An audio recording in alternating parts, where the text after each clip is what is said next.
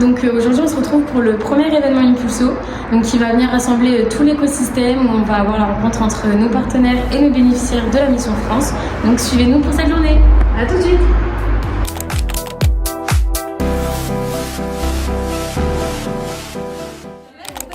Oui, en fait, on peut jouer avec. Aussi, on peut faire des jeux de Lego avec. Et on peut aussi sensibiliser, ça sert aussi de sensibilisation avec les enfants. On commence en fait à être initié au braille pour ceux qui rentrent en CP dans une classe, dans une école en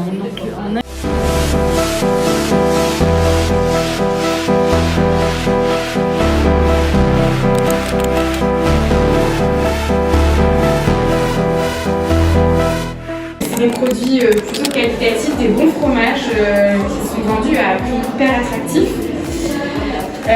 Ensuite, on peut, ça par exemple, typiquement, ça c'est un produit petit prix parce que ça, il y a des gens qui. Il y a peut-être une boule qui apparaît de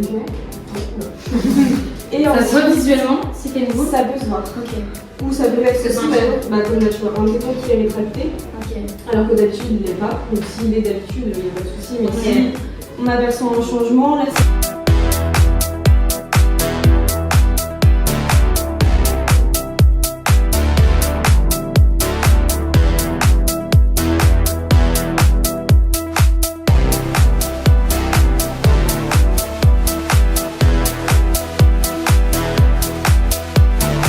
Donc aujourd'hui, on est en compagnie de Maureen, qui est la fondatrice de Mon Bonnet Rose. Est-ce que tu peux te présenter en quelques mots ?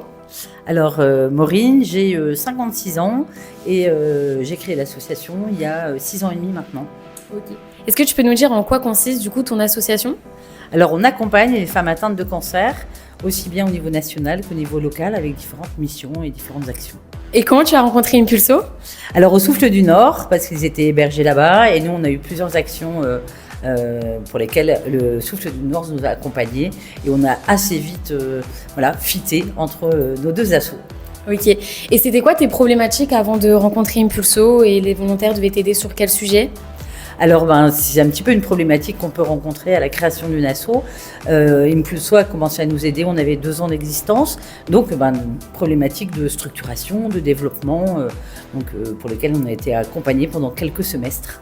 Ok. Et comment ça s'est passé avec les volontaires, la gestion d'une nouvelle équipe un peu ? Au niveau de l'accueil, super. Au niveau des binômes, on a toujours été très satisfaits. Et je pense que le fait de les avoir avec nous, mais avec une distance, parce qu'ils ne travaillaient pas avec nous, ils étaient en télétravail pour la plupart du temps, je pense que ça leur permettait aussi d'avoir un regard assez neuf sur notre façon de fonctionner et du coup très pertinent. Okay. Et du coup, pour toi, ça a été quoi l'impact d'Impulso au sein de ton association, si tu devais décrire en quelques mots ? Justement, de la structuration. Notre gestion, par exemple, pour tout ce qui est prévisionnel et autres, nous ont pas mal aidé, également en recherche de fonds, en structuration quand on a souhaité aussi ouvrir une seconde maison sur la Côte d'Opale. Différentes missions par rapport aux différents binômes qu'on a pu avoir, mais ça a toujours été fort d'enseignement en tout cas. Ok, et pour finir, est-ce que tu recommanderais Impulso ?